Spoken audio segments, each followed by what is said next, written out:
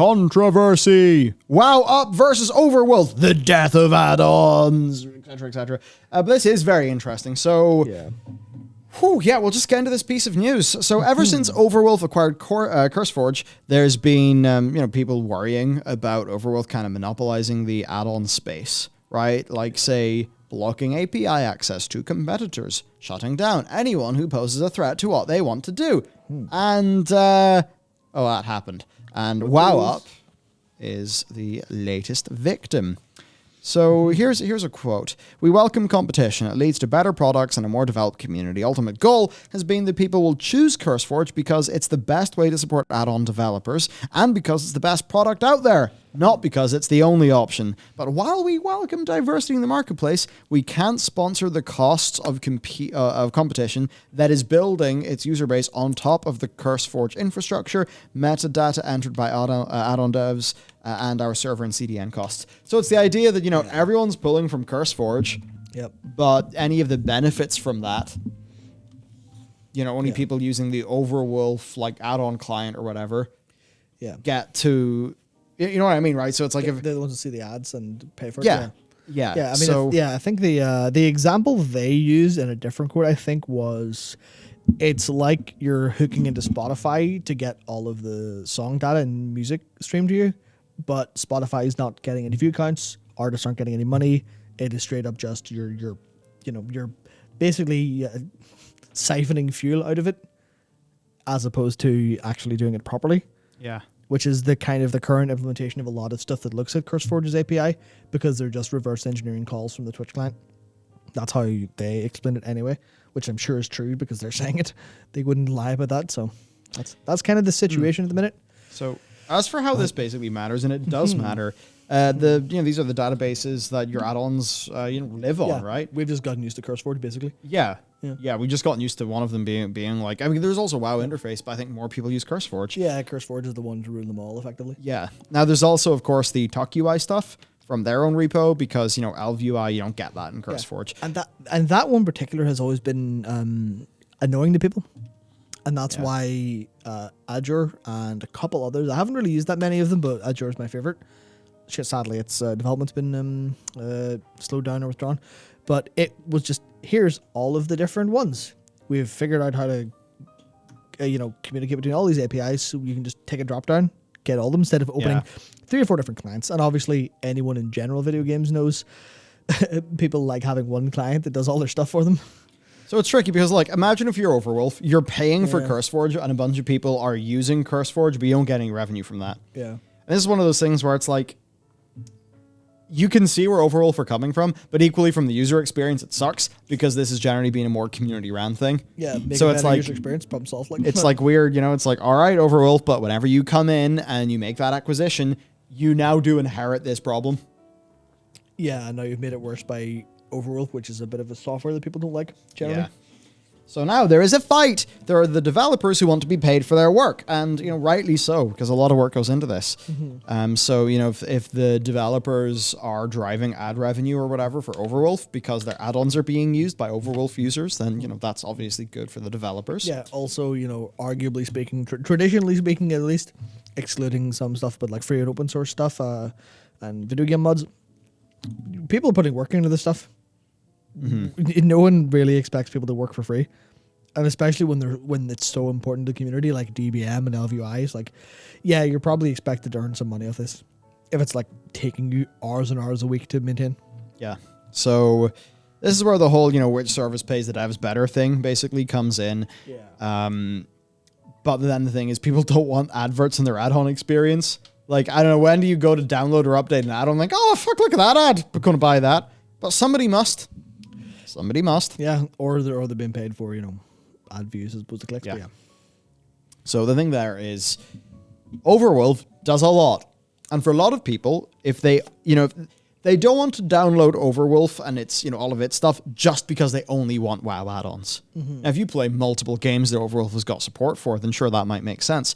But for a lot of people, they're like, man, this is just too much. This does too much. this is like, because I think Overwolf basically is like the overlay that houses a whole bunch of other things. Yeah. So it's like people don't want all of that, and People that don't means it's generally seen as being a bit, intrusive as a bit of software. But then there's Wago's work. I think Wago are owned by Method, right? Yes. Yeah, so there's Wago's work, WowUps, and the other ones are basically, they're more specific because they're for WoW add-ons. Yeah. They aren't like Overwolf that has Hearthstone plugins and I'm sure many things for other games. So now we're at this weird thing where there's a bit of a risk of add-ons being split across multiple places. So some of your add-ons might be on Team Overwolf, some may be on Team Curse, some on both.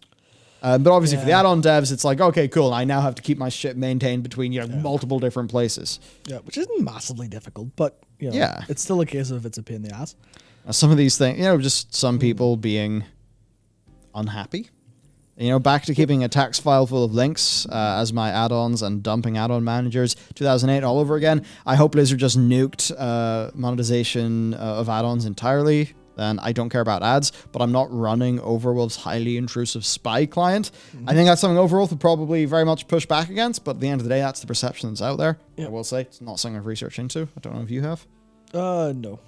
Then somebody saying, Overwolf is trash, don't give these guys anything. I'll gladly support WowUp/Wago or any other platform with an ad in the corner because they don't have a client that lags people's systems and in the past literally had spyware bundled with it, unlike Overwolf.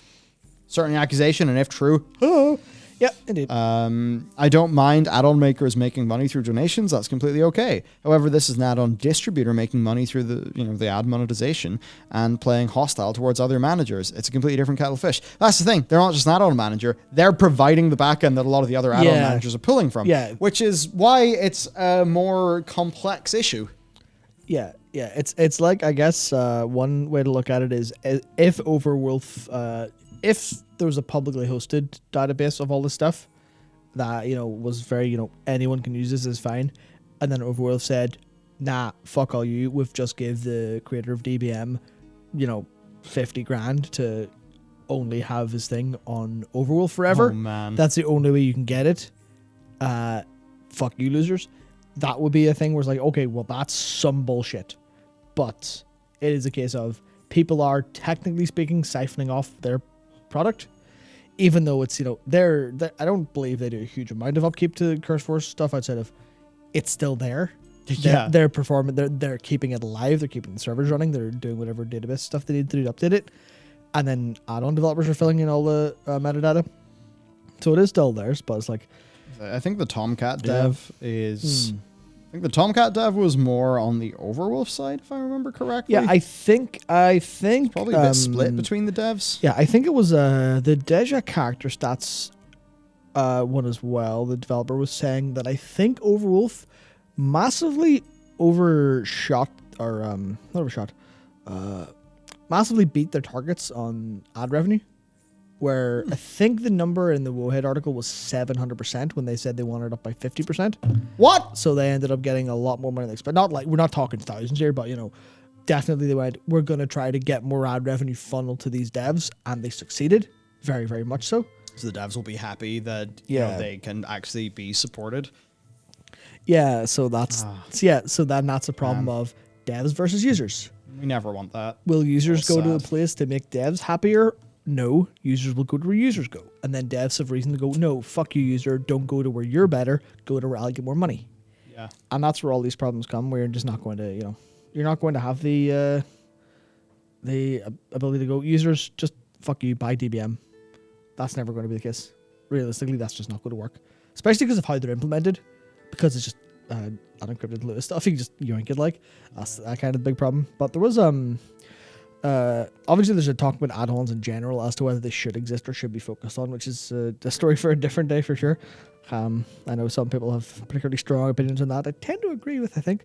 But there was one really, there was a great comment here from Inspector Gadget. TBH, if Overwolf just offered a way of subscribing for like £1 a month to use their API, they'd probably get a bunch of people subscribing and make more money than the ads. That sounds about right. Just pay for access to the API. Have add-on managers, hook into your API key. Yeah, throw your API key or your OAuth token for the account. Jobs, and that is literally just click button, click a button, copy paste, maybe just click another button, Let's see. and then your add-on manager will be able to do all that, and then that would be, yeah, you pay £1 a month, or you just pay once, like $4 a year, something like that, maybe, and that would be probably a great solution, honestly. So yeah, I mean, I don't think people would do it though. That's the problem. It's a sort of thing. I guess I probably would, because across, like, let's just say you did it differently and it was just, $5 and that gets you a year. Yeah. So it's because I was thinking, that's a bit expensive. Maybe but 50 pence a month doesn't even make sense for payment processing fees. Yeah. So, maybe like $5 a year or something. Yeah. Which is more than you will earn them in adverts, and just enter an API key. It's like, that would be pretty okay. Yeah. I mean, it would save me more than like half an hour. Yeah, that's the thing where there's actually well, this isn't going to be 1-to-1, but every time I go to play a game that has a Nexus mods mod setup, and I'm getting texture mods or bigger ones, I always just buy them at the premium then, because you just go from 10, was it? I think it's like 1 megabyte a second download cap to uncapped, and that's worth my £1 or £2 every month I try to do it, which is once or twice a year, but it's just great. It's great. Absolutely. That's a great idea.